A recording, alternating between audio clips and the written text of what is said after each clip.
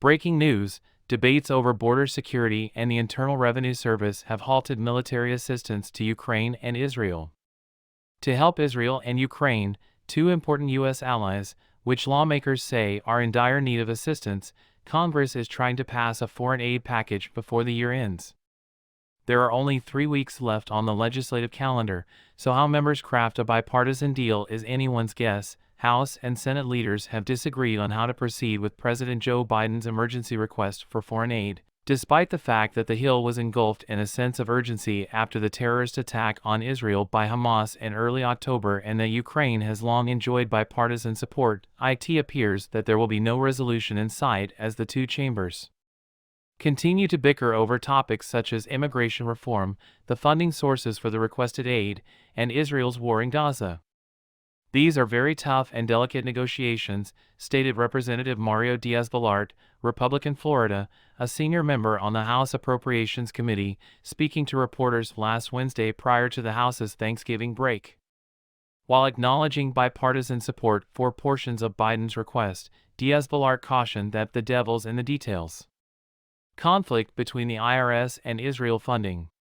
House Republicans, spearheaded by Speaker Mike Johnson, Republican Louisiana, included an offset provision in their Israel-only aid bill that would fund the assistance by cutting the budget of the Internal Revenue Service, a move that Democrats were opposed to. As a result, the bill has stalled. Meanwhile, Republican support for maintaining U.S. aid to Ukraine has been dwindling. Several Republicans have linked this aid to immigration reform, a contentious policy issue that Congress has failed to resolve for over a decade and which the White House maintains should be tackled in separate legislation. Democrats Chuck Schumer, New York, stated on Wednesday that "I know that both sides genuinely care about providing aid to Israel and Ukraine and helping innocent civilians in Gaza," while speaking on Wednesday in the Senate. "Therefore, I'm crossing my fingers that we can reach a compromise, even if it means settling for less than what each side wants." The exact contents of that package are yet unknown, as is the extent to which it will mirror Biden's all-encompassing foreign aid supplemental request from October. Along with requests for Israel and Ukraine, Biden sought funding for humanitarian assistance in Gaza, border security, and measures to discourage China. The Republican leader of Kentucky's Senate minority, Mitch McConnell, has spoken out strongly in support of Biden's package. "The future is completely unpredictable." In separate interviews with USA Today, the chairs of the Senate Foreign Relations and House Foreign Affairs Committees expressed their belief that the two houses could present Biden with a national security bill next month. A broad package that addresses Biden's request can be passed, according to Senate Foreign Relations Chair Ben Cardin, who expressed his confidence that there is core support among senators from both parties. The partisan fighting that has engulfed Congress has left no one able to foretell what will happen, according to Cardin, Democrat Maryland.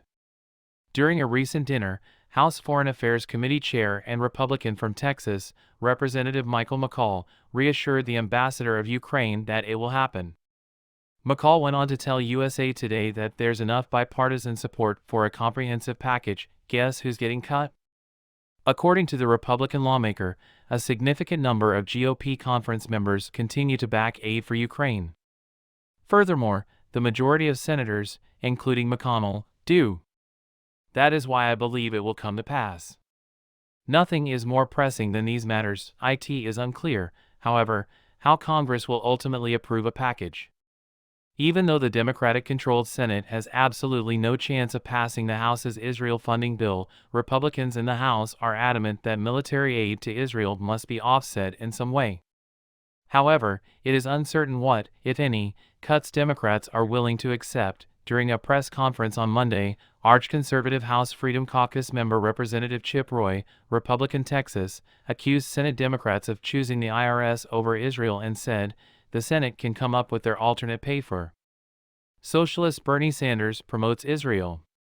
With progressive lawmakers demanding that Israel end the Gaza war's civilian casualties, Democrats are entangled in their own internal struggle over how to condition aid to Israel. In a recent statement, Senator Bernie Sanders, Independent Vermont, demanded an end to the indiscriminate bombing and a significant pause in military operations, saying that the United States will not provide Israel with any funding until the Israeli government changes its military and political stances. Some Democrats in the Senate, however, have opposed Sanders' initiative, after stating on Sunday's Meet the Press on NBC that conditioning aid to Israel would essentially put the IDF in a straitjacket. Democratic Senator Richard Blumenthal of Connecticut rejected the idea. Several hostages were freed from captivity in Gaza on Friday as part of a 4-day ceasefire between Israel and Hamas. In return, Israeli prisons release Palestinian women and children. Lawmakers are sounding the alarm that Ukraine's time is running out.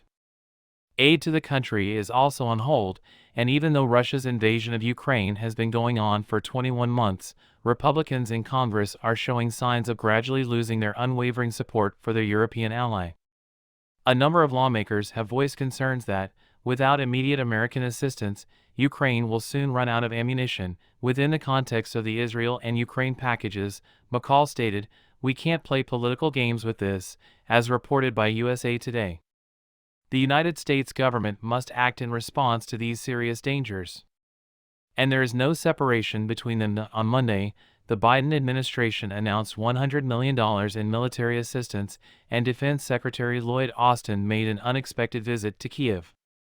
Nevertheless, a spending bill that was passed last December is the source of those funds. Existing funding for Ukraine is beginning to wear thin, and the United States is trying to make the most of its diminishing resources by delivering smaller infusions of aid, like the $100 million infusion, for longer periods of time. During a briefing, National Security Council spokesman John Kirby reiterated the administration's desire for Congress to approve the supplemental request put forth by the White House so that the United States can continue to give uninterrupted support to Ukraine. Fears of equipment shortages.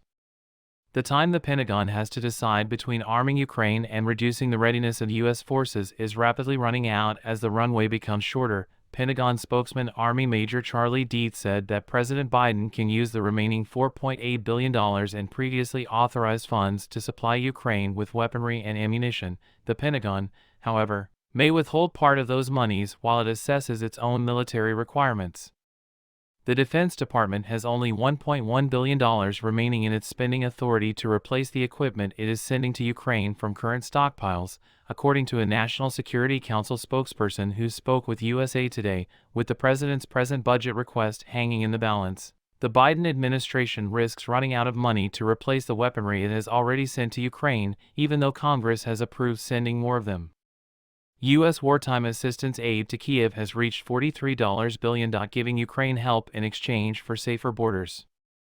Earlier this month, 3 Republican senators, Senators Lindsey Graham of South Carolina, Tom Cotton of Arkansas, and James Lankford of Oklahoma, released a proposal outlining their extensive demands for changes to border policy. Among these demands was the imposition of stricter requirements for migrants seeking humanitarian asylum as a trade-off for their support of Biden's request for funding for Ukraine. Democrats in the Senate have rejected that border plan, but Republicans and Democrats alike are eager to reach a compromise that would address the issue of the border and provide aid to Ukraine. Senators can move a bill in the Senate shortly with a commanding majority if they can resolve their differences on immigration, according to Cardin. "If we could do that, and send that bill over to the House, I think the momentum will be there," said him.